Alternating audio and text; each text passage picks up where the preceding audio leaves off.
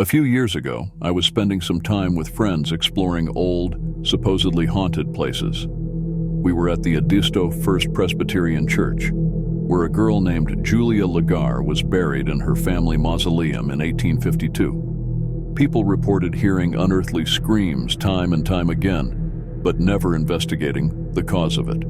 15 years later, when they opened the door to the mausoleum to enter the next family member who had died, finding her corpse huddled in the corner next to the door, arms outstretched as if still trying to find the exit. While my friends thought it would be a funny idea to shut the giant stone door, which was originally open, behind me and pick me up in the morning, the bastards left me there. I tried and tried, using all of my strength, but I couldn't budge it. It had taken 4 people to put it in place. In the dark, I resigned myself to the night ahead of me.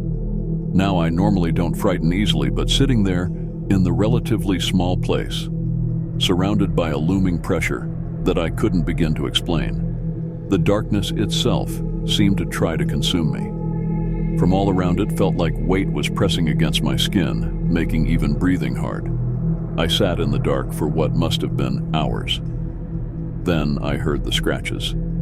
They were faint at first. I was sure it was my imagination, but soon they became more and more frantic as time passed. I huddled up in one of the corners farthest from the door and tried to cover my ears, but nothing could stop the growing cacophony. This all may have lasted for a few minutes, but each second was an unbearable eternity. Then, a loud scream echoed through the darkness. It was a wail of unrestrained pain and fear. The scratching stopped. For the first time, I could distinctly make out the sound of a girl sobbing to herself, the pitiful gasping of one without a shred of hope left.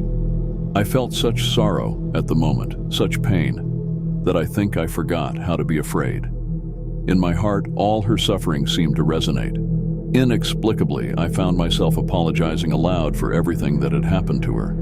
Hell, a part of me wanted to reach out and feel for a body to hug, but I couldn't bring myself to do it, for fear that I truly would find one. I don't know whether or not she heard me or was even aware of my presence.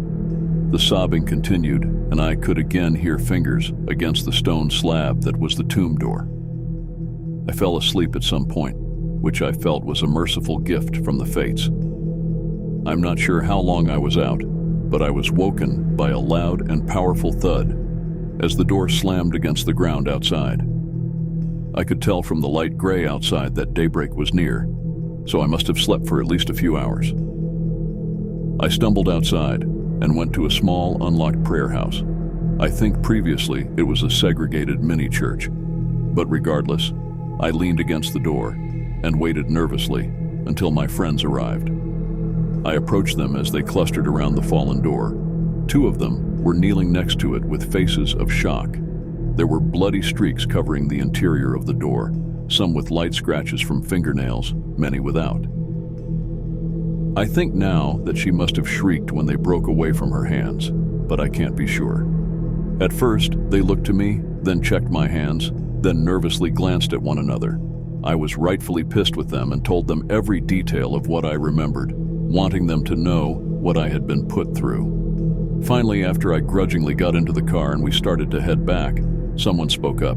My friend said to me, "We were afraid to say anything, but look at your face." I later found out that many times people had tried to permanently seal the entrance to the mausoleum, including enough heavy locks and chains that it would require heavy equipment to remove it, only to have it found torn open with the door lying on the ground once more.